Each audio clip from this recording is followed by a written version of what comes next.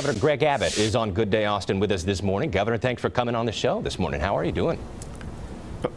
I'm doing great. How you doing? I'm doing well, sir. So this is a big weekend for Texas. The stay-at-home order has expired. Retail stores, malls, restaurants, and movie theaters, they can open up if they want to, but only operate at 25% capacity. Governor, on the eve of this soft launch, there were some new numbers from state health services. More than 1,000 new cases in a single day across Texas and 50 more deaths, which brought us to nearly 800 total COVID-19 deaths. Governor, do you have some advice for business owners and customers about how to really do this right, how to do it safely this weekend and into next week? Sure. Let me talk about that, then I'll go back and talk about the numbers. First, as you kind of mentioned, there is the permission to open up, but there's no requirement to open up. I've seen a lot of stories, whether it be in Austin or other locations across the state of Texas, where some business owners and some workers feel very apprehensive or feel afraid or unsafe to go in and open up. And that's fine. There is no requirement that anybody open up. There's no requirement that anybody go out and go to any of these locations that are opening up. If you do not feel safe, there is no reason for you to leave your home. In fact, because 75% of the deaths that have occurred so far are people aged 65 and older, we strongly recommend that if you fall into that vulnerable category, we suggest that if at all possible, you stay at home. There is no need for you to have to get out. Continue to have things delivered to your house or to wherever you live, so you can make sure you're minimizing your exposure to people who may have COVID-19.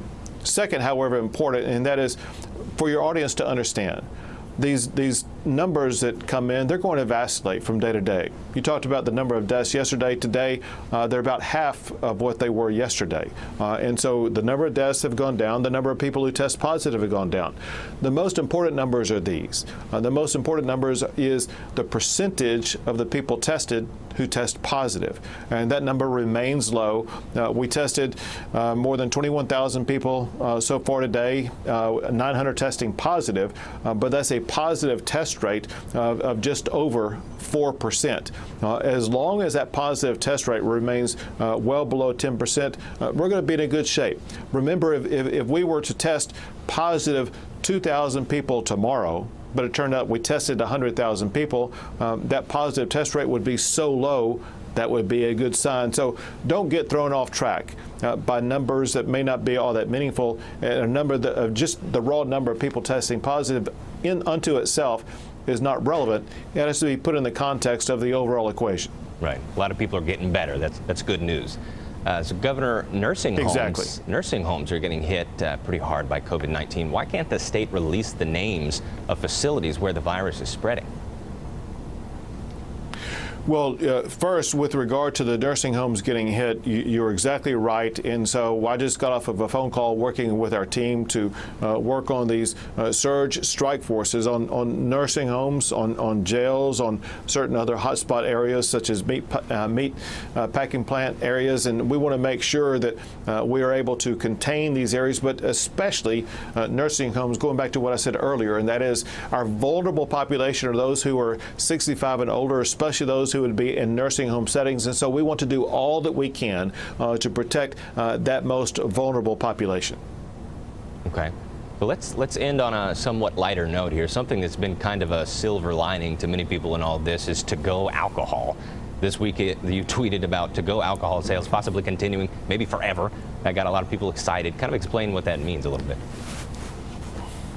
Sure. So before this pandemic emergency came up, you were unable by law to purchase alcohol to go. Well, in an effort to try to keep open these food providing services like restaurants, we wanted to help them be able to also make some money by selling alcohol to go. Well, the people in the state of Texas have loved it so much, we might as well just continue it going forward. We can continue it going forward under my executive order so far. It may require a law in the next session to make sure that it will be able to continue going forward into the future. Gotcha. But I think that with the appetite that Texans have shown for it, I put a high level of probability that it'll be done. All right. People were really excited about that. Last question here. I mean, do you feel that one thing the pandemic has taught Texas is that less regulation works better, or what?